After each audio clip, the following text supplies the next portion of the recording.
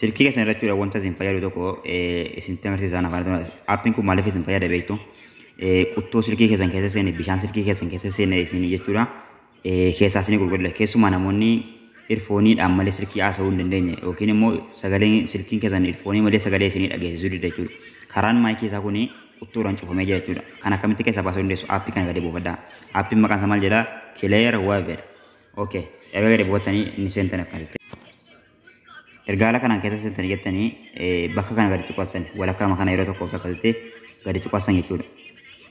Sana booda kun eksii godhama rakkoon qabu akkaan isin xaragachuudha. Ni argitu ta'e sagalee garaagaraa dhageessaa ni eegdan isin hanga sanayyuu.